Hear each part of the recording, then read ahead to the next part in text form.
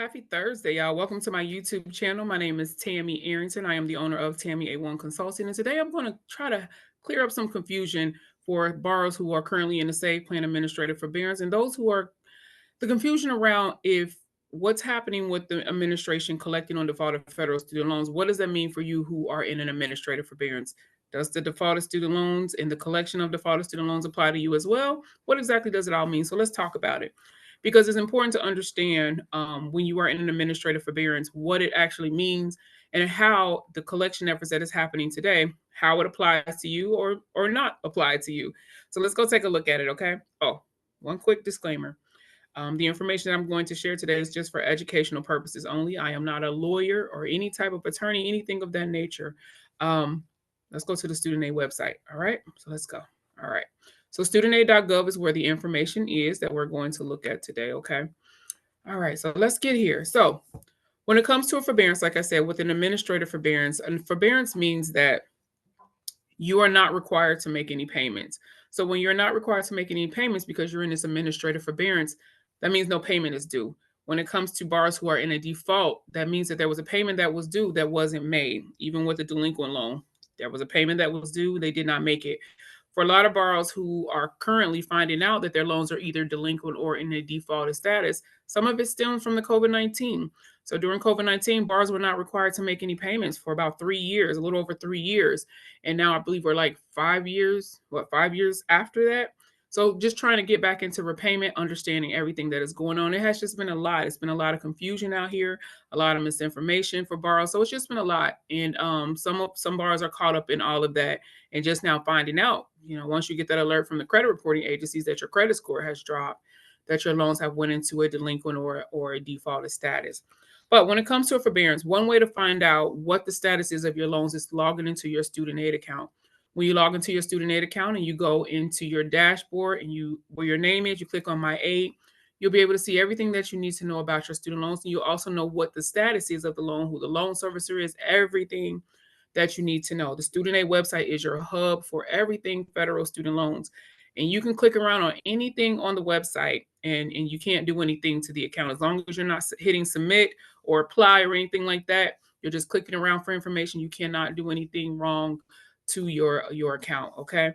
All right. So here just speaks about what a forbearance is, and it tells you, allows you to temporarily stop making your monthly student loan payments or temporarily make smaller payments. And they give you the categories: the general, mandatory, and administrative. And currently for the SAVE plan, that is where that administrative forbearance is. And that means that you don't need to make any payments on your student loans. And for some borrowers, depending on your forbearance or your deferment, um, you're not required to make any payments or a smaller payment, but some loans you are still accruing interest, but there's no payment that is technically due. Let's go take a look at the information about delinquency and default. And to get to that, you're just going to click on the student aid, the home site. You go under loan repayment, and we're going to go down to delinquency and default. Okay. And this is where you'll see all the information about what happens when a student loan is delinquent or when that student loan goes into default. And it tells you the very first day, well, first and foremost, if you're having any trouble with making your student loan payments, you definitely want to reach out to the organization that's on the account. So when you log in, if you're in delinquent status or defaulted status, you'll be able to tell because things are going to be in red. There's going to be a notification that's going to be on your dashboard when you log in, alerting you that this account is in a delinquent or defaulted status. Okay. But this here gives you all the information as far as how to log into your student aid account, also how to contact Federal Student Aid Information Center. When it comes to being delinquent, this is where they talk about the first day after you miss a student loan payment, your loan becomes past due or delinquent. Your loan account remains delinquent until you repay the past due amount or make other arrangements such as changing repayment plans or getting a deferment or forbearance. And it's important to note that this is the only time you'll be able to access that deferment or forbearance. If you don't do anything about your student loans and you continue to let that loan after it's delinquent after those 90 days, but then we hit into that 270 days, then we're going into a defaulted status. And that's where all of your options start to cease. Okay. But they tell you what happens, the consequences of default, as far as things you won't be able to get, the poor credit rating. If you have not, pull your credit reports. You can pull your credit reports free every single week from Experian, Equifax, and TransUnion just by going to www.annualcreditreport.com and download them directly from your home, from your computer. That way you can get a look at all of your account information with these student loans and anything else that's on your account. Here's where it says about understanding default. If your loans continue to be delinquent, the loan may go into default. At that point, the loan is considered to be in default, varies depending on the type of loan you receive. And they tell you about the different loans, the direct loan program, FFEL. But if you are late more than 270 days, that is where we have the defaulted status, okay? And they tell you how to get out of default.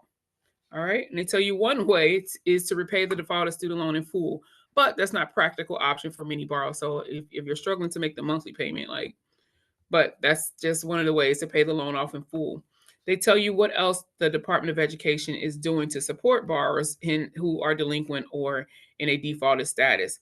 So they speak about how back in April 2025 and continuing to this month, May, so the Department of Education is going to email borrowers who are at least 60 days delinquent on their monthly loan payments and borrowers who have federal student loans in default. And it's important here that this is their point of contact is your email. So you want to make sure that your email address is up to date. And you can do that and verify that by logging into your student aid account and looking at your information, because when you go through that two-step verification, it's going to show all of your personal information. And that is where, if something is inaccurate, make sure those emails are correct. I can't tell you how many people I have worked with where I will look at the email and it's missing something, and then they haven't been receiving any notifications. So you want to make sure that email address is correct, okay? All right, so we keep going here. Remember, you never have to pay for help with your federal student loans, even though I know with dealing with these servicers these days has been a lot for borrowers, but they tell you that. They tell you wage garnishment will begin later in 2025. So we know that that is in the works. So you definitely want to make sure that you are getting ahead of that before it happens. They tell you about the consequences of default. The entire unpaid balance is due and any interest. So if you have a student loan and that balance is well over $100,000 plus dollars, that becomes immediately due. They can offset your tax refunds, also garnish your wages. You're no longer able to receive that deferment or forbearance. So when you were in delinquent status, that was an option. But once you go into default, you lose that ability to go into a deferment or a forbearance. You lose eligibility for additional federal student aid. The default is reported to the credit reporting agencies, and they tell you about years to establish. You may not be able to purchase homes. Your loan holder may take you to court, so you can be sued over these loans. You may be charged court costs, collection fees, all these other fees. Also, your school may withhold your official transcript. Now, some of you may be like, hey, that's cool. You can get the unofficial transcript, but depending on the type of job that you're going after, some jobs require that official transcript. So you just don't want to go into a defaulted status if you can avoid it, okay? But they tell you what to do if that loan is in delinquent status, to contact your loan servicer. Also, if things were put in default by mistake. So give you everything that you need, the guarantee agency that is going to be over the defaulted account, and so much more with their contact information is there as well, okay? But when you decide that you want to just not deal with it whatsoever, which means we're going over into that collection status. So here's the information about what happens when this defaulted account goes into a collection status. But not only that, they give you all the information about how the debt is going to be collected, how they are going to withhold it from your tax refund. Also, your state taxes may also be withheld and applied toward the repayment. Also, they tell you about how to avoid this offset. Not only that, the withholding from your wages, how all of these things are going to happen, how you can object it, everything that you need to know. One of the biggest things for me here is the requesting documents. Because at the end of the day, the Department of Education, they are a debt collector as well. But if they are coming after you for a balance on your student account, then you want to request those records. You want to know that they can account for every single cent that they are alleging or claiming that you owe.